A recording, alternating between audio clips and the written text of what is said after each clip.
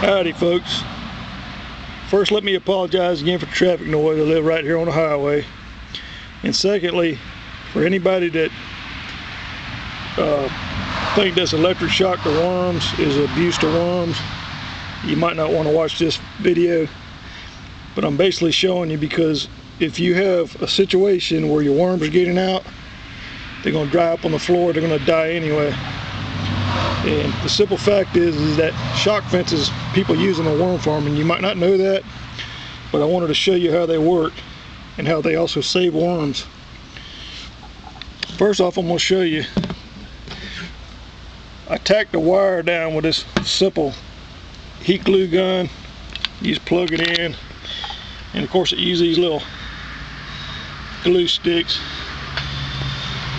And I took some, this is regular speaker wire. I actually stripped the insulation off of it by hand. I didn't cut it or nothing. I just pulled it right out, and I took and separated the wires. These are individual strands of wire.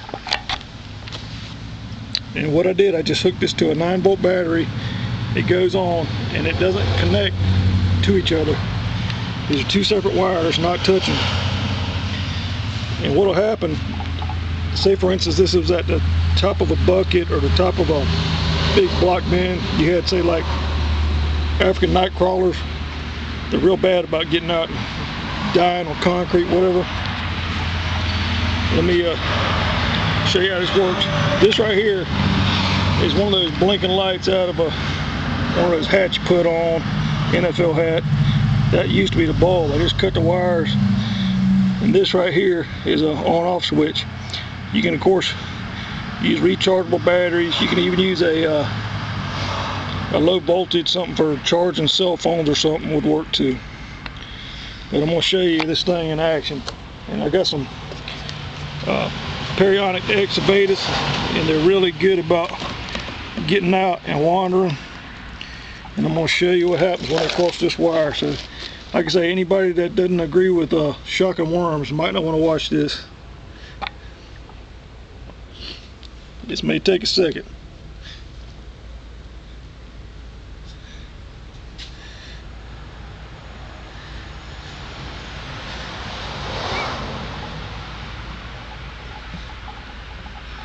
Actually, look, I got a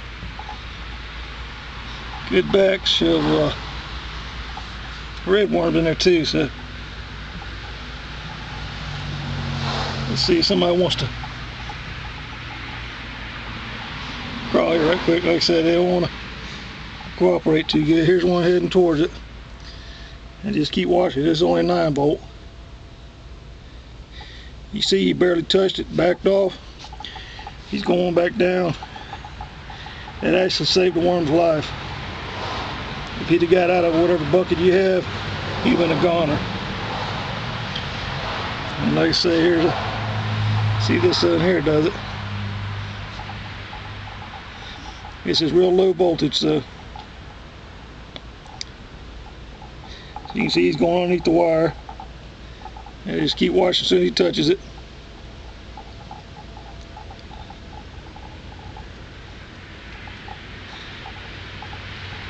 It's just like touching the battery to your tongue. If you see, he's getting away from the wire.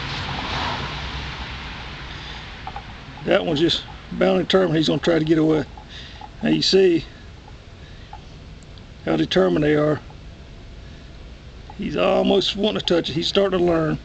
Now he's getting away from it. He actually put some defense down if you look there. So that's pretty neat. Here's a couple of wanderers here. Like I say, I'm sorry if I offend anybody with this video, but this is how people actually save worms.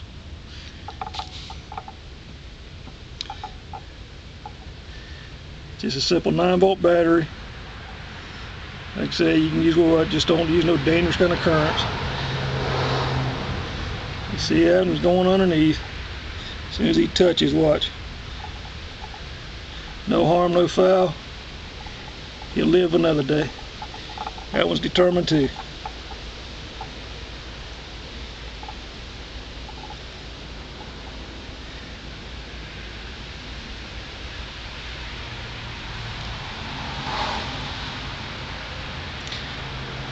You see, they don't like it.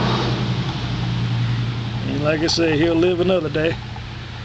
Anyway, I just thought that'd be interesting to show you how a shock fence works. They use these on worm farms. Saves them a lot of loss in worms. And that's it for now.